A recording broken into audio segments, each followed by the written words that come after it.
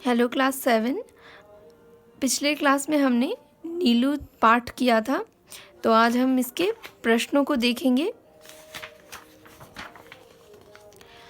यहाँ पे प्रश्न दिए गए हैं। मौखिक प्रश्न से शुरुआत करेंगे, पर उससे पहले हमें यहाँ इस शब्दार्थ को देखना है। तो हम जितने भी पाठ अभी तक हमने किया है, हमने पाठ के साथ साथ शब्दार्थ को भी ध्यान में रखा है और शब्दार्थ को भी अपनी कॉपी में लिखा है। तो इस पाठ के शब्दार्थ को भी आपको अपनी कॉपी में लिखना है और इसे अच्छी तरह से पढ़ना भी है। उसके बाद यहाँ मौखिक प्रश्न है। मौखिक प्रश्न की शुरुआत में देखेंगे किस तरह के प्रश्न हैं। ये हमारे पाठ से ही जुड़े हुए हैं, तो इनके उत्तर हमें मालूम है। जैसे लूसी कौन थी? तो लूसी एल्सियन प्रजाति का कुत्ता था और यह नीलू की माँ थी। उसी तरह से अन्य प्रश्न भी है, उसे भी हमने उसी प्रकार से स्वयं करना है। उसके बाद यहाँ लिखित प्रश्न है। लिखित प्रश्न में जैसे लूसी की मैत्रीय किसके साथ हुई थी? तो लूसी की मैत्रीय मतलब मित्रता एक भोटिये कुत्ते के साथ हुई थी। ये हमने पाठ में ही पढ़ा।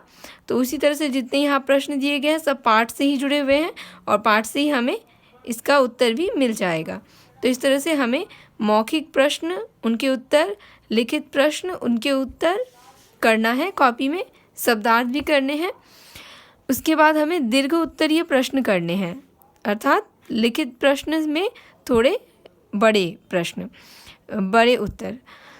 तो यहाँ पे पहला है कि लेखिका ने नीलू के रूप का गुणगान किस प्रकार किया है? तो यहाँ पे हमने जब पाठ को पढ़ा था तभी हमने देखा था कि लेखिका ने बताया है कि नीलू में किस तरह से लूसी का स्वभाव, किस तरह से उसका रूप रंग उसमें आया है और किस तरह से वह दिखता है। तो ये यहाँ बताया गया है लेखिका के द्वारा। इसी तरह से बाकी प्रश्न भी है जिनका उत्तर भी हमने जो पहले के पाठ जब हम समझाया था मैंने, उस समय हमने इनके बारे में पढ़ा था। उसके बाद है वैकल्पिक प्रश्न, मतलब विकल्प दिए गए हैं, विकल्प में से जो सही विकल्प है उसे चुनना है। तो पहला देखेंगे, शीतकाल में लूसी किस कारण लकड़बग्घे की गंध नहीं पा सकी? किस कारण? यहाँ दो विकल्प दिए गए हैं, तो सही विकल्प ये है, घ्राण शक्ति के कुंठित होने पर, सूंघने की शक्ति के कुंठित होने पर वह लकड़बग्घे की गंध को नहीं पहचान पाई। तो ये है इसका उत्तर। तो उसी तरह से अगला भी है, विकल्प दिए गए हैं उसमें से मैंने सही में टिक लगा दिया है। उसी तरह से उसके बाद भी जो प्रश्न है उसका सही उत्तर क्या है, उसको भी विकल्प का सही उत्तर मैंने टिक कर दिया है। उसके बाद है पठित गद्यांश को पढ़कर प्रश्नों के उत्तर दीजिए। तो यहाँ पे पठित गद्यांश से जो हमने पढ़ा है उसमें से ही इस गद्यांश को लिया गया है और इससे जुड़े हुए प्रश्न हैं और प्रश्नों का उत्तर यही है। तो मैंने यहाँ पे संक्षिप्त रूप से संकेत देते हुए मैंने कुछ उत्तर जो है वो टिक किए हैं। इनमें से ही आपको इन तीनों के उत्तर मिल जाएंगे। जैसे पहला एक उदाहरण दे देती हूँ, खरगोश किस प्रकार के बिल खोद लेते हैं? तो पहला जो लाइन है इसमें ही मिल जाएगा आपको। खरगोश धरती के भीतर सुरंग जैसे लंबे और दोनों ओर द्वार वाले बिल खोद लेते हैं, यहाँ पे ही उत्तर है। उसके बाद दूसरा प्रश्न है, उसका उत्तर भी मैंने टिक लगाया है, यहाँ से है, तो इसे आपको खुद स्वयं बनाकर लिखना है। तीसरा का भी यहाँ से यहाँ तक ये उत्तर है, तो इसे भी आपको अपने स्वयं बनाकर इसे उत्तर लिखना है।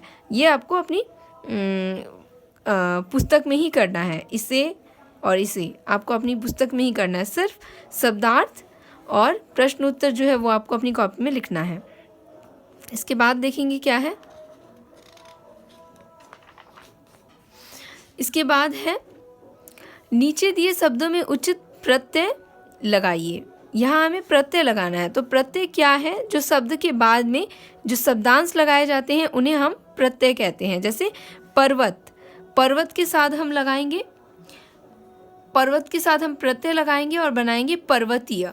उसी तरह से बर्फ, बर्फीला, ईला जोड़ दिया गया और बन गया बर्फीला। इस तरह से बाकी शब्दों को भी उसी तरह से प्रत्यय लगाते हुए नया शब्द बनाया गया है। अब देख सकते हैं।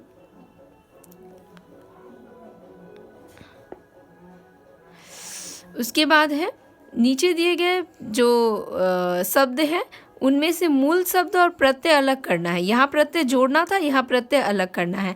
पहले से जुड़े हुए हैं प्रत्यय, उन्हें अलग करना है। जैसे नुकीलेपन, तो नुकीलेपन का मूल शब्द जो शब्द था वो है नुकीला और उसमें प्रत्यय पन जोड़ा गया है। उसी तरह से निवासी, मूल शब्द है निवास, उसमें ये देखिए बड़ी ई की मात्रा है तो बड़ी ई को अलग कर देंगे तो वो प्रत्यय अलग हो गया। इसको फिर इसमें जोड़ देंगे तो फिर ये बन जाएगा निवासी। उसी तरह से भुलक्कड़पन, मूल शब्द है भुलक्कड़, प्रत्यय है पन। इसी तरह से मूल शब्द और प्रत्यय को अलग करके यहाँ मैंने लिख दिया है। इसे आपको इसी तरह से अपने बुक में, अपने पुस्तक में लिखना है। आगे है नीचे दिए वाक्यों में विशेषण शब्द रेखांकित करके लिखिए। यहाँ जो वाक्य दिए गए इसमें से विशेषण क्या है उसको रेखांकित करना है और यहाँ पे जो खाली स्थान है यहाँ लिखना है। तो मैंने सिर्फ रेखांकित किया है, रेखा लगाया है, चिन्ह लगाया है। जैसे नीलू को 14 वर्षों का जीवन मिला था, तो 14 जो है वह विशेषण है, तो ये इसे मैंने रेखांकित कर दिया है। जितने भी विशेषण हैं उसे आपको यहाँ पे लिखना है। उसके बाद है नीचे दिए शब्दों के विलोम शब्द लिखिए। तो ये विलोम शब्द अर्थात उल्टा अर्थ वाला शब्द, बाहर, भीतर, वैसे उपस्थित, अनुपस्थिति, उपस्थिति, अनुपस्थिति, वैसी कोमलता, कठोरता, इस तरह से अन्य शब्द है जितने सभी का मैंने विलोम शब्द लिखा है। इसी तरह से आपको भी करना है। इन समस्त पदों का विग्रह कीजिए। यहाँ समस्त पद कुछ दिए गए, इनको विग्रह करके लिखना है। जैसे पशु पक्षी, पशु और पक्षी, घ्राण शक्ति, घ्राण की शक्ति, सूंघने की शक्ति, इस तरह से बाकी भी मैंने कर दिए हैं। तो इसी तरह से आपको भी अपने कॉपी में, अपने बुक में लिखना है। कॉपी में नहीं, अपने बुक में, पुस्तक में लिखना है।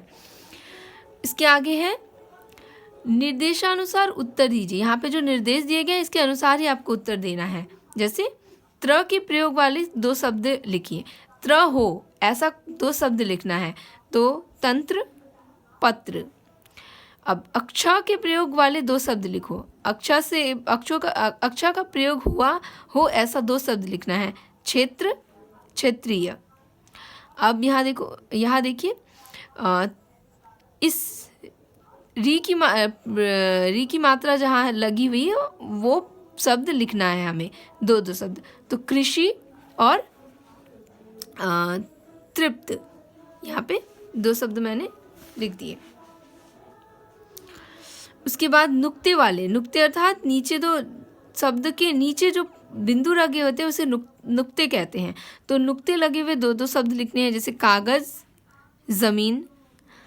यहाँ पे देखो ज के नीचे बिंदी लगा हुआ है तो इसे कहते हैं नुक्ता। यहाँ भी ज के नीचे बिंदी है तो इसे कहेंगे नुक्ता। जमीन, इसे हम जमीन नहीं पढ़ेंगे, ज़मीन पढ़ेंगे। इसे हम कागज नहीं पढ़ेंगे, कागज़ पढ़ेंगे। तो इसके बाद है सही उत्तर चुनकर सही का चिन्ह लगाएं। जैसे किस शब्द में ईला प्रत्यय लगा है? सीला, बर्फीला, टीला। तो बर्फीला में बर्फ, उसके साथ लगा हुआ है प्रत्यय ईला, तब बना है बर्फीला। ठीक है।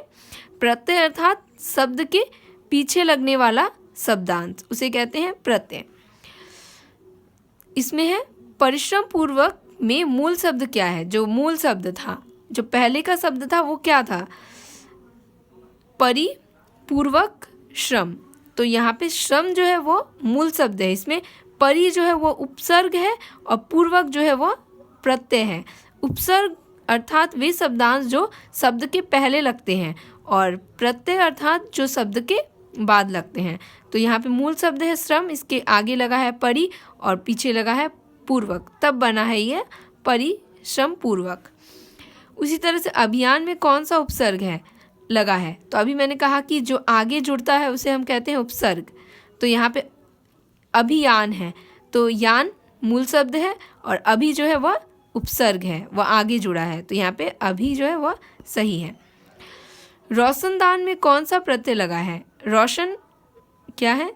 मूल शब्द है। यहाँ पे दान जो है वो प्रत्यय है, पीछे जुड़ा हुआ है, तो दान टिक करेंगे।